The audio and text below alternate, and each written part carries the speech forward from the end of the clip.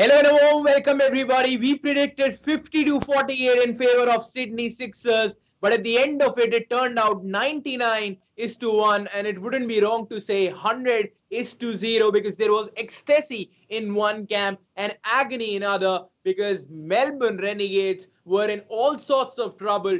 205 is what Sydney Sixers posted in their quota of 20 overs, and you won't believe Sean Marsh, Aaron Finch, Riley Russo, Bew Webster, you name it, and they had it. But even then, they were able to score just 60 runs and got all out. 145-run victory. And to discuss all of it, I have, of course, been joining with my partner in crime, Yuvraj Dua. Yuvraj, what a forgettable performance this is from Renegades, who registered win in their first one.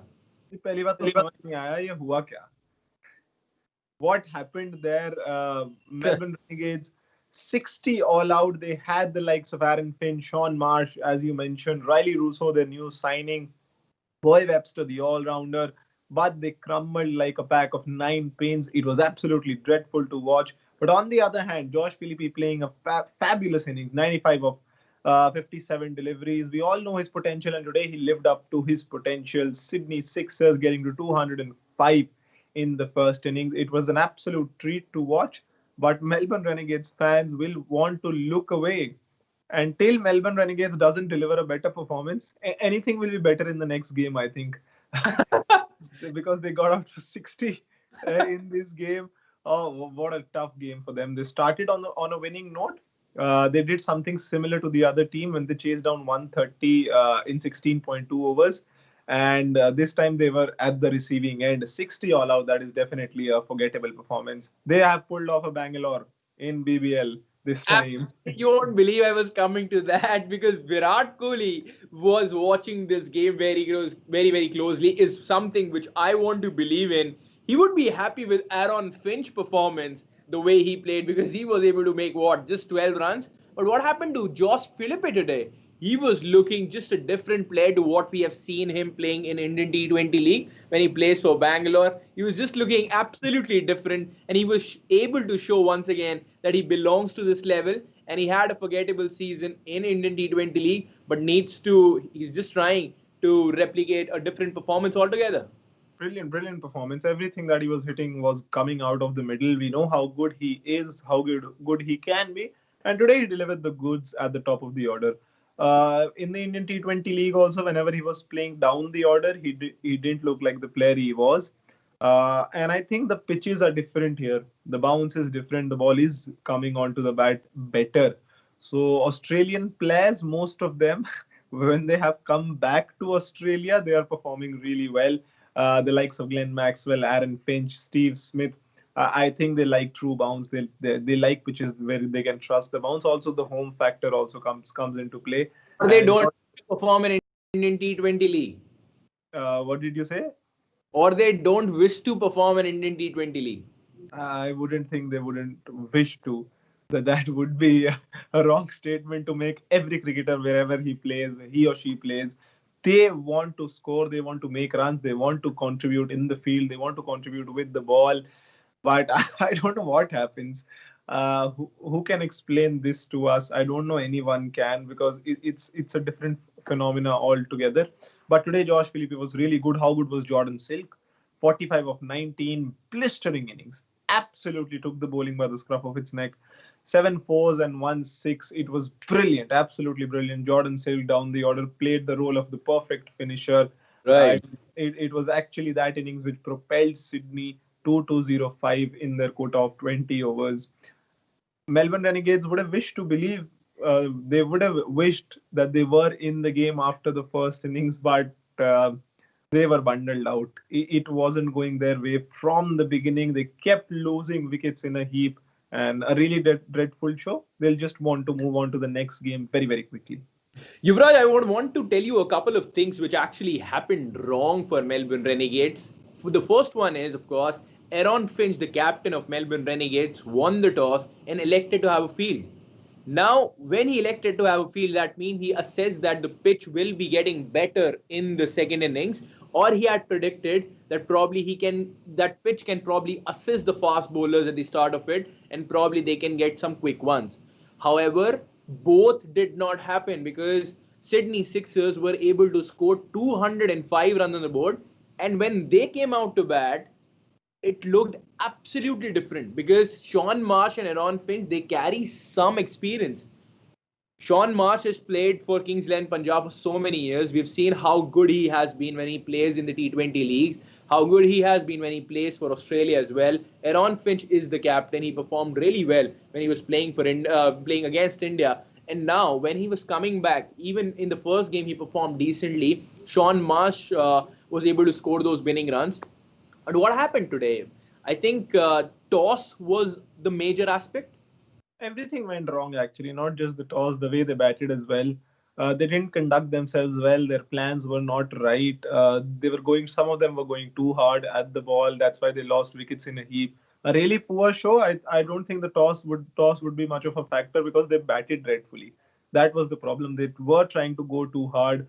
All the batsmen, even when they were five down, uh, they were trying to go hard. They should have settled the nerves down. They should have calmed the nerves down. They should have anchored the ship there. But they had some other plans in mind. They were just trying to go after the bowling. And 60 all out is a really bad performance. Honestly, you don't expect that from such a good side, such a great side of the Big Bash League. Last time around, also they just won three games in their whole season. So first game they won, second game an absolutely forgetful performance. Next game they should be looking to come back really strongly. Yuvraj, you won't believe I was having a word with one of my colleagues. She's the editor as well. I asked her to take out a notification after the 10th over. And at the 10th over, she sent me that match report copy. And I was like, what happened? Are we still writing the match report copy or we are not seeing the game? Then she told me that match is about to get over. There is nothing to actually send out a notification at 10 because only 31 overs, not even 31 overs, 30.4 overs was bowled in a 40 over game. That is something different. I think they wanted to go home early. They wanted to go back to the hotel or home, whatever, early. They wanted to have a nice lunch or a nice dinner, whatever the time is. But really, Starters. all their plans fell apart actually. Aaron Finch would be really disappointed because if you go down and you go down fighting, that's a different thing. You lose by 10, 15 runs, you lose by 30 runs. But when you lose by 145 runs, that is something different. That is something you may not want to experience again in your life. It would really hurt them. They should be looking to spring back quickly, and they need to reassess their plans. Almost all of it went wrong today. They need to work on their big hitting technique. I think almost all of the batsmen perished while trying to hit big.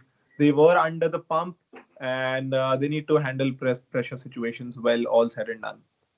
I'm glad you mentioned about it because now their net run rate will also come in picture, and that means that they need to win the games because as of now it is looking all sorts trouble, and it will be interesting to see as what exactly happens. For now, let's see at the scorecard what exactly happened. So let me tell you, Sydney Sixers batted first, and in their quota of 20 overs, they managed 205 runs on the board with a loss of 4 wickets, of course.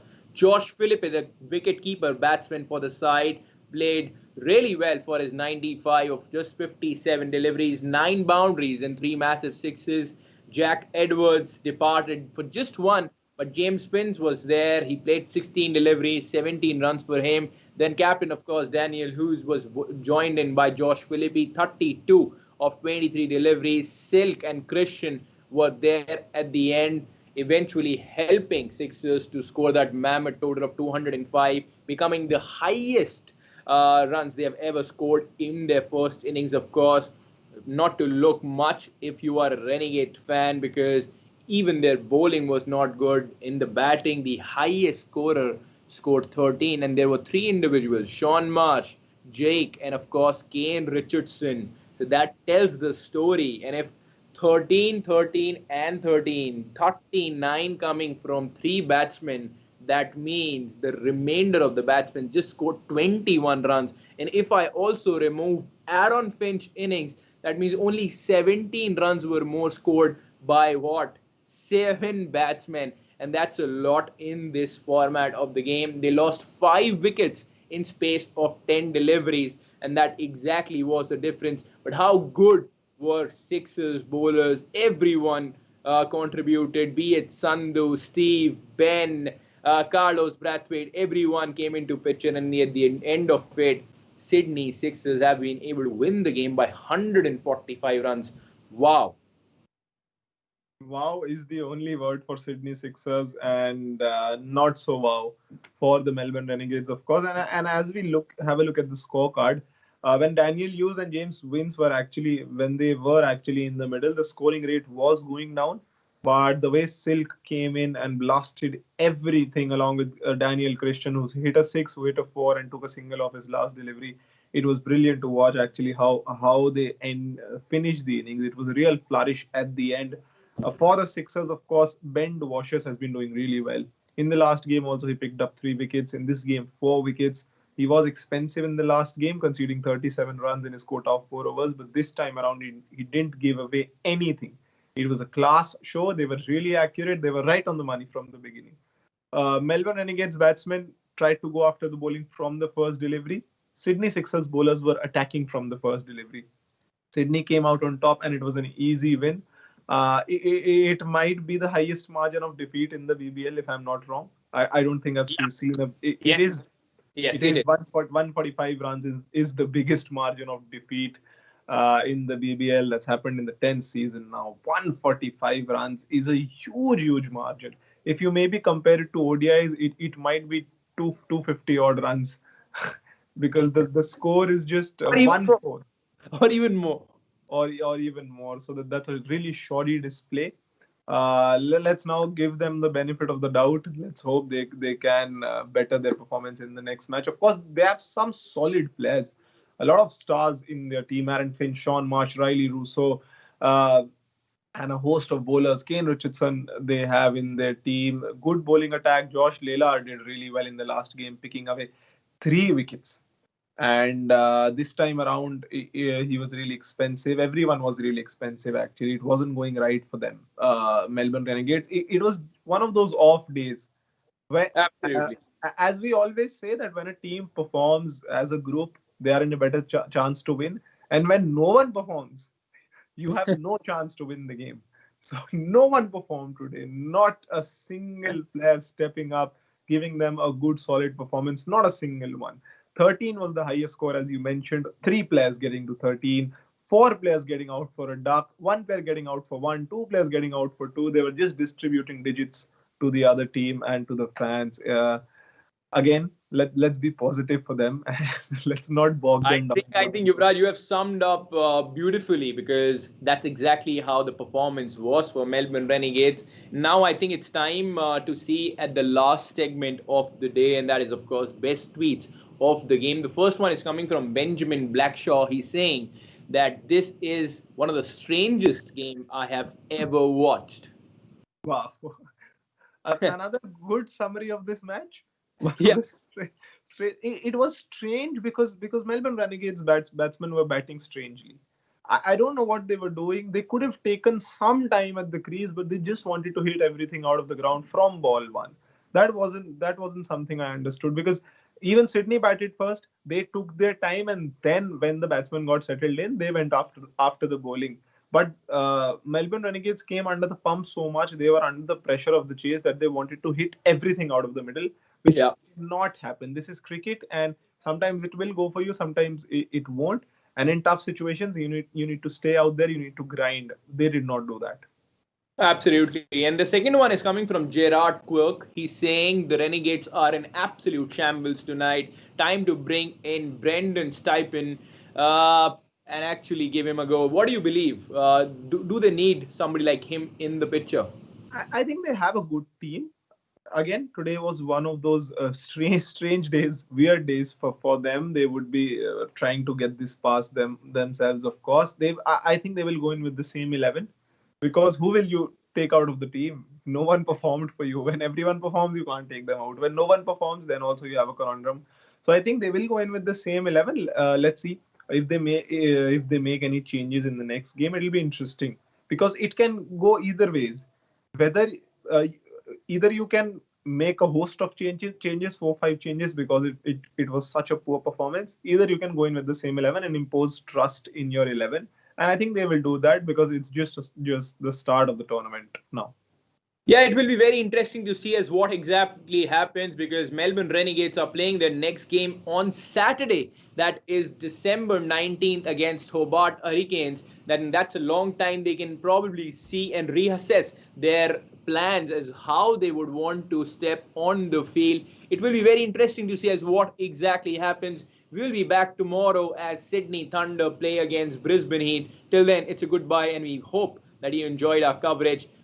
I don't know. If you are a Melbourne Renegades fan, you wouldn't have enjoyed it. But at the end of it, I hope you had a fun time here. Thank you so much from me, along with Yuvraj and everybody here at Sports Tiger.